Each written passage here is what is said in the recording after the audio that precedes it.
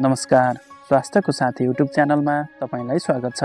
आज हामी आगामी आर्थिक वर्ष 2082-83 मा राष्ट्र सेवक कर्मचारीहरूको हुन गइरहेको तलब वृद्धिको विषयमा जानकारी दिनेछौँ। भिडियोलाई स्किप नगरी अन्तिमसम्म हेर्नुहोला। राज्यको स्रोत र साधनलाई हेरेर आगामी आर्थिक वर्ष 2082-83 मा कर्मचारीको तलब वृद्धि गर्ने गरी आन्तरिक गृह कार्य हुने भएको छ। कर्मचारीलाई सेवाप्रति थप उत्साह प्रदान गर्नका लागि सरकारले तलब वृद्धि गर्ने आन्तरिक गृह कार्य गर्न लागेको हो। यसअघि सरकारले आर्थिक वर्ष 2079-80 मा सबै कर्मचारीको तलब 15% ले वृद्धि गरेको थियो।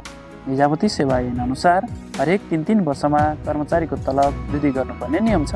आगामी आर्थिक वर्ष 2082-83 मा कर्मचारीको तलब वृद्धि गर्ने वर्ष भएकाले सरकारले कर्मचारीको तलब वृद्धि गर्नका लागि आन्तरिक गृह कार्य गर्ने भएको हो।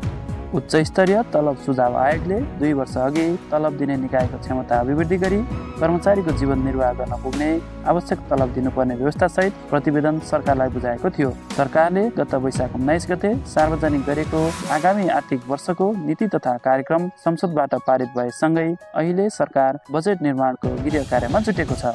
नेपाल सरकारका मुख्य सचिव एकनारायण अर्यालले कर्मचारीलाई सेवाप्रति थप उत्साह प्रदान गर्न आगामी आर्थिक वर्षमा कर्मचारीको तलब वृद्धि गर्नुपर्ने आवश्यकता भएको बताउनुभयो। उहाँले भन्नुभयो, राज्यको आर्थिक अवस्था हेरेर कर्मचारीलाई सेवाप्रति उत्साह प्रदान गर्न तलब वृद्धि गर्ने सवालमा हामी छलफलकै क्रममा छौँ, अहिले नै भन्न नसकिने अवस्था रहेको बताउनुभयो। संघीय मामिला तथा सामान्य प्रशासन मन्त्रालयका सचिव रविलाल पन्थले राज्यको स्रोत साधनले भ्याएसम्म कर्मचारीको तलब वृद्धि गर्नुपर्ने बताउनुभयो। पन्थले भन्नुभयो, आगामी आर्थिक वर्ष कर्मचारीको तलब पुनरावलोकन गर्ने समय हो। स्रोतलाई हेरेर राज्यले निर्णय गर्नुपर्ने हुन्छ।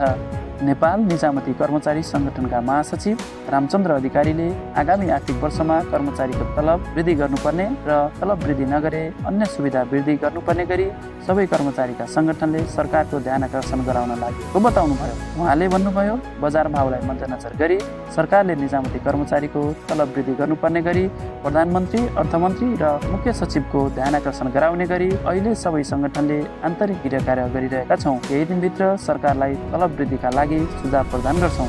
अधिकारीका अनुसार उच्च स्तरीय तलब सुझाव आयोगको प्रतिवेदनमा उल्लेखित सुझावहरू कार्यान्वयन गरी समय अनुकूल रूपमा कर्मचारीको तलब वृद्धि गर्नुपर्ने, निजामती सेवाका तल्लो तहका कर्मचारीको तलब स्केल न्यूनतम 43,000 रुपियाँबाट सुरु गर्नुपर्ने गरी सरकारलाई सुझाव प्रदान गर्न लागि छ। नेपाल निजामती कर्मचारी युनियनका कार्यवाहक अध्यक्ष उत्तम कटुवालले तलब वृद्धि गर्ने कानुनी आधार र उच्च स्तरीय आयोगले सरकारलाई बुझाएको मापदण्डको आधारमा कार्यपत्र प्रस्तुत गरी सरकारलाई तलब वृद्धि गराउन ज्ञापन पत्र प्रदान गर्ने तयारी भएको बताउनुभयो। सरकारले तलब वृद्धि गर्दा श्रेणीबिन कर्मचारीदेखि मुख्य सचिवसम्मको तलब स्केल निश्चित प्रतिशतमा बढाउँदा राज्यको स्रोतले धान्न सक्ने आकलन सहितको दस्तावेज तयार गरी सबै ट्रेड युनियनका सरकारलाई संयुक्त रूपमा ध्यान आकर्षण गराउने तयारी भएको उहाँले स्पष्ट पार्नुभयो। अहिले मुख्य सचिवको सुरुवातको तलब स्केल 77,211 र प्रथम स्तरको कार्यालय सहयोगको तलब स्केल 24,702 रुपियाँ रहेको छ। निजामती सेवा ऐनमा मुख्य सचिवको अध्यक्षतामा अर्थ मन्त्रालय र संघीय मामिला तथा सामान्य प्रशासन मन्त्रालयका सचिव सदस्य रहेको तलब वृद्धि सिफारिस समिति रहेको छ। उक्त समितिको सिफारिसको आधारमा सरकारले कर्मचारीको तलब वृद्धि गर्ने व्यवस्था छ। सरकारले गर्न लागिरहेको कर्मचारीहरूको तलब वृद्धिको विषयमा तपाईँको विचार के छ? कमेन्ट गर्न नबिर्सनुहोला। धन्यवाद। नमस्कार।